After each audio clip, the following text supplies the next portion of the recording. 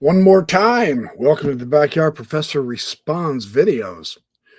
Ross Coulthart has done it again, and Stephen Greer gets some credit here also. He just dropped a video of an interview with yet another whistleblower, a team member with Jake Barber. He interviewed him. It's a much smaller interview, shorter, 38 minutes or so. I did take notes. I don't dare even take a 10-second clip off of News Nation. They'll hit me with the copyright, so I will leave a link in the description, and you can go watch the whole interview, which is what you should do. But this is interesting. Let me go through my notes, and then I'll give you my philosophical outlook. Turn the right page. This is Fred Baker, who Ross Coulthart interviewed. Now, Fred Baker is the Rambo of the armed forces. He's the real deal. And he is as bad as Barber in the field. This is the real military man, okay? Just so you know. Coulthart goes through his curricula vitae, and it'll blow you away. Really interesting man. I'd love to have this guy as a neighbor. So Jake did recruit Fred Baker, who is extremely well known in the special forces, without question. He described an anomalous object due to its weird motion, and this is what I was trying to say in my frustrated video, this morning or whatever. He described seeing his UAP, and he said, just going across, and then it stopped and hovered. Said, and then it went up a little bit, and then it started doing this. And then it shot over and then left. So we know that's not a satellite. And realistically, no, it's not a helicopter. There was no noise. So he really did have an experience that way. So his idea now, he was invited to come out with the human psionic summoner of the UAP that they have, right? And they go out into the field and they're summoning the orbs, the UAP. And they described to him, they said, okay, well, the best and Coulthart was asking him, what you're thinking, people watching this are going to say this is pure BS, forget the spiritual, we need the real and all that. The spiritual is the real. This is coming out stronger and stronger. I'm just passing on the information. He says the psionic guy said, oh, all right, you want to see a UAP, it'll happen. However, what we need to do, and there was both of them together, and he said, so what we need to do is we need to be positive, here I am. That's how Chris Bledsoe says to say it. He says, humble yourself, go out there and just say, well, here I am. And so they did. And then the gentleman told Baker, he said, throw out as much love as you can. Now here's Rambo, and I mean it. Think First Blood, think Rambo 2 or 3, whatever. Here's Rambo, and I want you to throw out love. So he did. And he said, when we interact with these things, they're playful. There's a joy to this. It's a beautiful experience. And so it's very interesting when you show loving emotions toward them, they return that to us. Jesus said, do unto others as you would have them do unto you. love your enemy, etc. I'm just throwing that out there. So he learned how to summon them also. And he said a real interesting thing. He said, they give you what they think you need. And he said, I went out there with the attitude of, all right, let's do this. Yeah, I'm game. Let's do this. I'm in. Yeah, let's get it done. Okay, yeah, come on, let's get it done. And he said, 2 or 3 hours would go by, and then I'd see something that a little something or other and pique my interest. He goes, wow, what was that? Oh, yeah, something going on. And then 2 or 3 hours went by, and he was just damn near asleep, and something else showed up. Oh, wow, I could have swore I saw something over there for a couple of seconds. Yeah. And he said it was toward the end of the night. They'd been out there all night. And it was toward the end of the night when he saw the big show. And Coulthart asked, well, what did you see? And he said, well, it began pretty up high, pretty far up there. And it was a light, And he said, it was kind of floating, flittering, coming down. And as it came down, it got brighter and brighter and brighter until it kind of stopped. And it was the brightest object in the sky. And he said, and it was a clear sky. He said it was a cold night, but it was a clear sky. And this thing was, without question, the brightest thing in the sky. And they were just kind of sitting there, hovered for a little bit. And then it went back up the same way. Sort of fluttered up. And it got dimmer and dimmer and dimmer. And he said, when it went back up,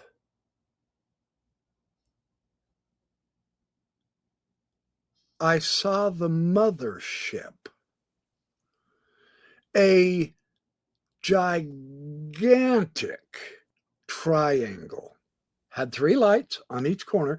The forward-most pointed triangular part, the light there, and they were all basic white, maybe a little orange tinges, but that light was by far the brightest. But he said, I can't estimate, the distance or anything like that. But he said this was several football fields big, huge.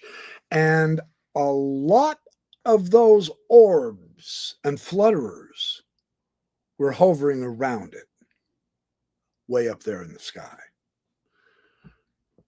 And he said, I was just blown away. He said, I had to turn to my psionics partner there and so, dude. And he goes, yeah, keep looking. I know. I'm with you. They both saw this Mothership, man. Just an incredible experience. And he was involved with Steve Greer. And he actually was liaison between Greer and Barber with information. And he said, when I went to Greer to get some information and all, he asked me, he wanted to prod and pry about who I was and who we were, and he wanted to learn more about the group and all that. And then we left it at that. And he had some other experiences. But so Greer did meet these people. Working with them, I didn't get that impression from Baker as much as I did from Barber. And maybe it was because Baker's role was lesser than. But Greer knew about these people, and he knew they were going to come out. Now, my impression of Greer is that he was the one going to be interviewing these people, and they were going to be putting out a lot of information. That has not panned out. I did a video where your 72 hours are up, Dr. Greer. The way he said it, as if he was the coordinating agent and the executive executor of the meeting and the development of information and interviews and all that, none of that happened with Steve Greer involved. He gave me the impression that was how it was going to go down. Regardless of how it went down, is irrelevant to me now. I don't care. It's not about Steve Greer versus Ross Coulthart. It's not about, I know more whistleblowers than you do. In the UAP community, it would probably be more helpful if we could all just put the differences down already and quit worrying about who gets the credit, and let's work together to make this thing happen. That would be my approach. So Steve Greer is not lying. Now, he may be grandiosing himself into something that wasn't his originally. I have no idea. At this point, I don't care. That's irrelevant. We're all attempting to work for the same thing, disclosure. So if it's possible to put aside our differences and work for disclosure, I would suggest that would be more helpful than not to do. I'm just saying that. Baker says the light was intelligent as it moved and flickered. It was a determined movement. It was real. And I covered the part of the, and the little orbs were spiraling around it. He describes this as a moment of transformation. There is a positive sense involved here, not a sense of dread. He specifically mentioned that. Our technology, here is what is wrong with our Western world, our Western way of life. And it's so unfortunate because we are so dependent upon our technology. You know, the computer, this, my microphone, my electric lights, etc. But he says, in this moment of transformation, our problem is that our technology has made us mentally lazy. And we should have the option to pursue this or not. This should not be being hidden from humanity. We should know it's possible. Well, we've now had 2 stellar interviews by Ross Coulthart from 2 stellar gentlemen who say, you've got that option. It is open for you. He says he met Greer and exchanged information. Yeah, I already covered that. Now, all humans, and this is the other interesting thing. Now, you know, Coulthart isn't interviewing me or any of you. You know, he's trying to have enough clout in his witnesses, etc., that he's got high up military people and, the elite of the elite. And by gum, he's getting them for the interviews. And we are extremely grateful for that. Go Ross Coulthart. Yes, I know I was critical before. It's okay. I'm not now. It's coming through. I asked for evidence. They said there would be whistleblowers, and by gum, this is the second one. And there is apparently another one slated to come out within a week, maybe. I don't know. He didn't exactly say. So I'm giving credit where credit's due. I'll back off and say, all right, yeah, I was a little bit too critical.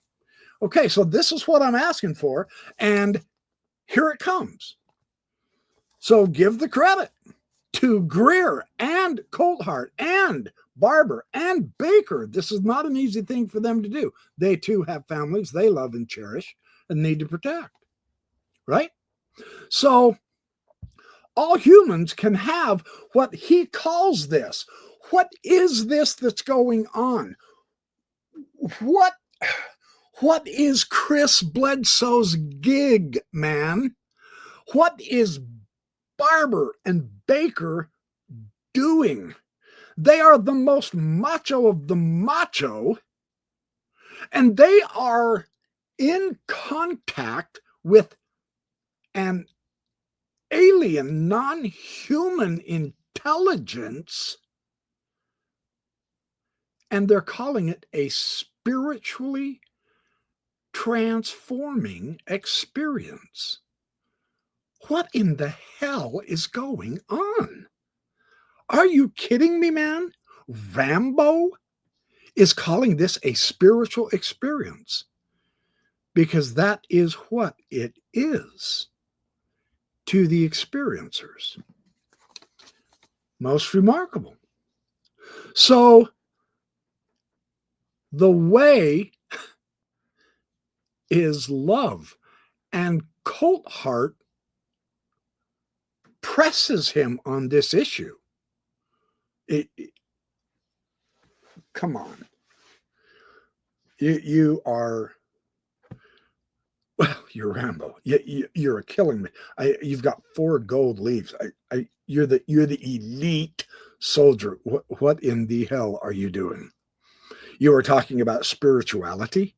You are talking about love and kindness. Are you off your noodle, dude?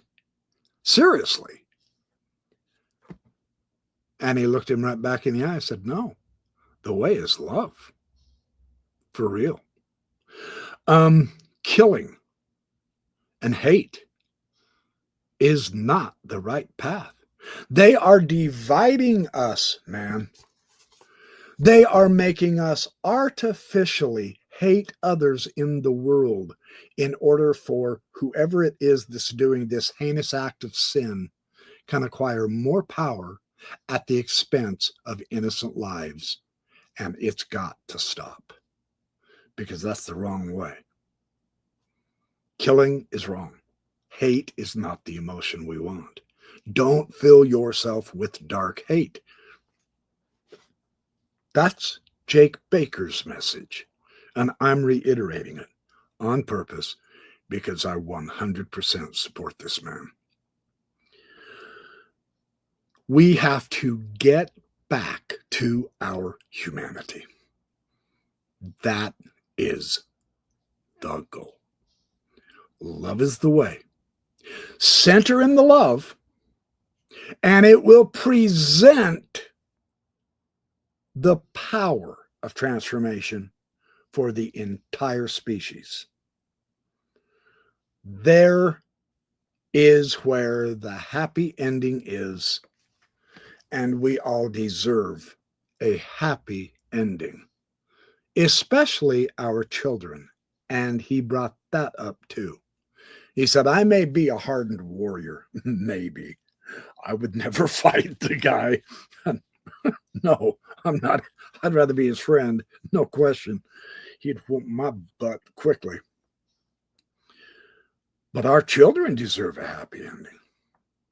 And that's what we live for. Now, I have said that myself in several of my videos. The way this transformation works is going to be with the help of the angels. They are called that. The angels are here to help us transform our lives.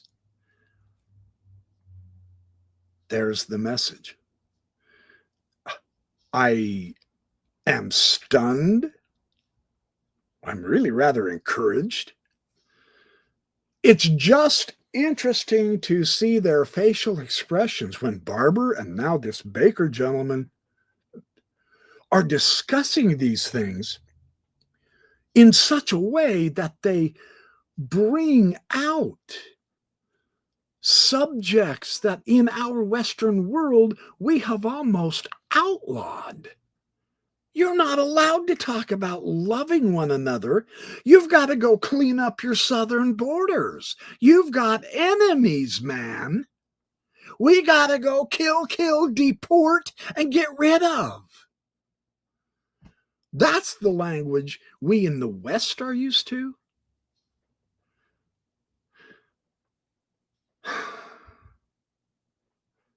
And I am afraid it's going to take some outside help to help us transform ourselves into the proper humans that our science and technology has stolen from us and replaced it with something of far less value. Great interview. Go watch it. Seriously. I've got a link in the description. Thanks for taking the time to listen to me. I will be back just as soon as I can with much more goodies. Have a great day.